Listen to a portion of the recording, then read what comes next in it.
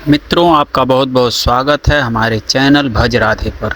सबसे पहले हम आपको बताते हैं रमा एकादशी किस तारीख को और किस दिन को है। तो मित्रों, रमा एकादशी बुधवार दिनांक 28/10/2024 को आने वाली है।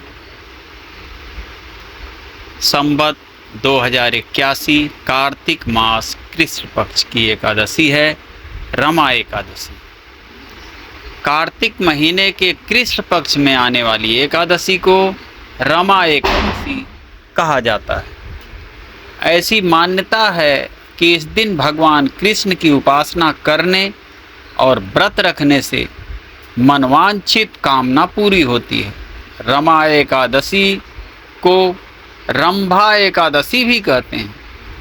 इस दिन वासुदेव श्री कृष्ण के केशव रूप की उपासना की जाती है। कहते हैं कि इस दिन की पूजा से कान्हा से साक्षात्कार भी संभव है। इस एकादशी का व्रत रखने से पापों का नाश हो जाता ही है, साथ में महिलाओं को सुखद वैवाहिक जीवन का वरदान भी मिलता है। रमा एकादशी की पूजा विधि इस प्रकार है कि सुबह उठकर स्नान कर स्वच्छ वस्त्र धारण करें और भगवान कृष्ण या केशव का पूजन करें। पूजा करने के बाद मस्तक पर सफ़ेद चंदन लगाएं, इससे मस्तिष्क शांत रहेगा। भगवान श्री कृष्ण को पंचामृत, फूल और मौसमी फल अर्पित करें। श्री कृष्ण के मंत्रों का जाप भी करें। पूजा के दौरान गीता का पाठ भी अवश्य करें। रात को चंद्रोदय के बाद दीप दान करें। एकादशी के दिन रात्रि में सोने का विधान नहीं है। कहा जाता है कि एकादशी का पूर्ण फल प्राप्त करने के लिए रात्रि में जागरण करें। एकादशी के अगले दिन यानी द्वादशी के दिन दान करें। खास तौर से जूते, छाते और वस्त्रों का दान श्रेष्ठ माना जाता है। द्वादशी के दिन दान करने के बाद व्रत का पारण करें। अब रमा एकादशी की व्रत कथा आपको सुनाने जा रहे हैं। यदि आप हमारे चैनल पर नए हैं तो सब्सक्राइब कर लें, ताकि ऐसे ही अनेक धार्मिक कहानियों को सुनने के लिए हमारे भज राधे चैनल से जुड़ें और इन सब का नोटिफिकेशन आपके पास सबसे पहले पहुंचे। तो एक नगर में मुचकुंद नाम के प्रतापी राजा थे। उनकी चंद्रभागा नाम की एक पुत्री थी। राजा ने बेटी का विवाह राजा चंद्रसेन के बेटे शोभन के साथ कर दिया। शोभन थोड़ा दुर्बल था। वह एक समय भी बिना खाए नहीं रह सकता था। शोभन एक बार कार्तिक के महीने में अपनी पत्नी के साथ अपने ससुराल आया था। तभी रमा एकादशी आ गई। चंद्रभामा के गृह राज्य में सभी इस व्रत को रखते थे। शोभन को भी यह व्रत रखने के लिए कहा गया, किंतु शोभन इस बात को लेकर चिंतित हो गया कि वह तो एक पल को भी भूखा नहीं रह सकता, फिर वह रमा एकादशी का व्रत कैसे करेगा।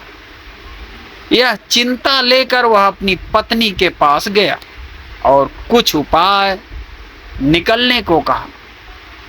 चंद्रभागा ने कहा, अगर ऐसा है तो आपको राज्य से बाहर जाना होगा, क्योंकि राज्य में कोई भी ऐसा नहीं है जो इस व्रत को ना करता हो।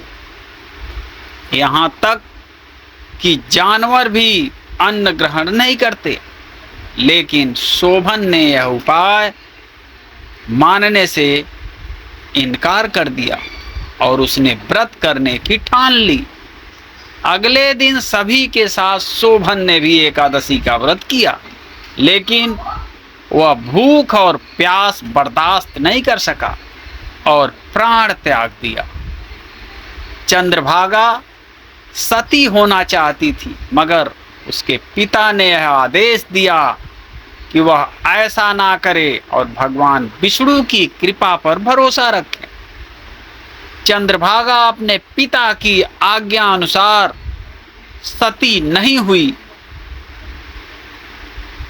वह अपने पिता के घर रहकर एकादशी के व्रत करने लगी। उधर रमा एकादशी के प्रभाव से शोभन को जल से निकाल लिया गया और भगवान विष्णु की कृपा से उसे मंदराचल पर्वत पर धन धान्य से परिपूर्ण तथा शत्रु रहित देवपुर नाम का एक उत्तम नगर प्राप्त हुआ। उसे वहां का राजा बना दिया गया। उसके महल में रत्न तथा स्वर्ण के खंभे लगे हुए थे। राजा शोभन स्वर्ण तथा मणियों के सिंहासन पर सुंदर वस्त्र तथा आभूषण धारण किए बैठा था। गंधर्व तथा अप्सराएं नृत्य कर उसकी स्तुति कर रहे थे। उस समय राजा शोभन मानो दूसरा इंद्र प्रतीत हो रहा था। उन्हीं दिनों मुचकुंद नगर में रहने वाला सोम शर्मा नाम का एक ब्राह्मण तीर्थ यात्रा के लिए निकला हुआ था। घूमते घूमते वह शोभन के राज्य में जा पहुंचा। उसको देखा। वह ब्राह्मण उसको राजा का जमाई जानकर उसके निकट गया।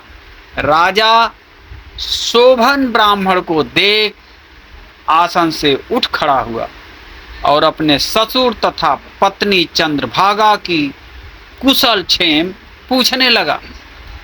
शोभन की बात सुन सोम शर्मा ने कहा। सोम शर्मा बोले कि हे राजन, हमारे राजा कुशल से हैं तथा आपकी पत्नी चंद्रभागा भी कुशल है। अब आप अपना वृतांत बतलाइए। आपने तो रमा एकादशी के दिन अन्न जल ग्रहण न करने के कारण प्राण त्याग दिए थे।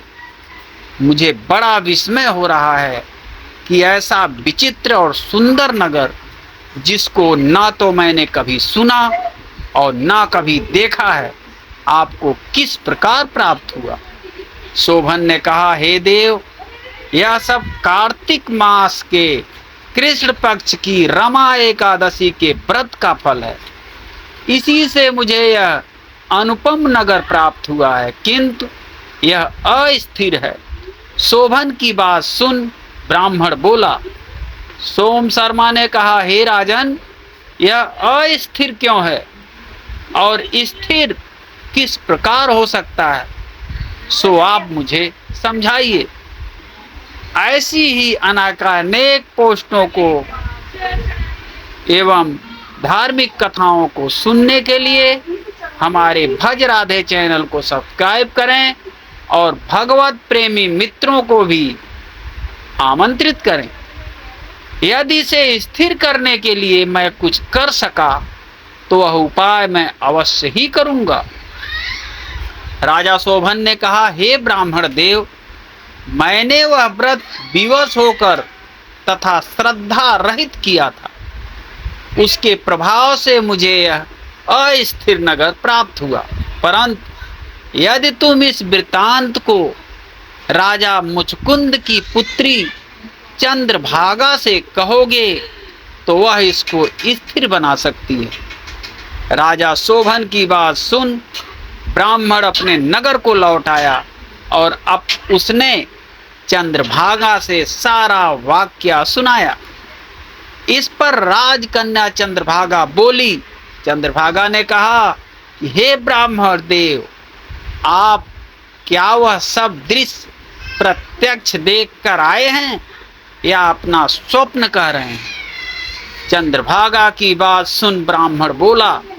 ब्राह्मण ने कहा कि हे राजकन्या, मैंने तेरे पति शोभन तथा उसके नगर को प्रत्यक्ष देखा है, किंतु वह नगर अस्थिर है।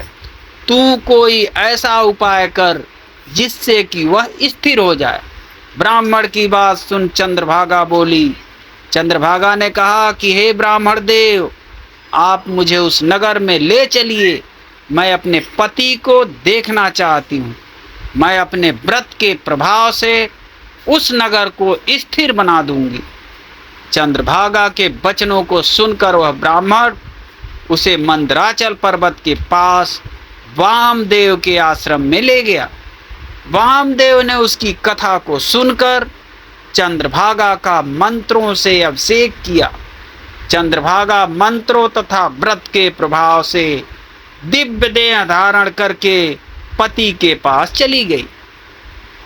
शोभन ने अपनी पत्नी चंद्रभागा को देखकर उसे प्रसन्नता पूर्वक आसन पर अपने पास बैठा लिया।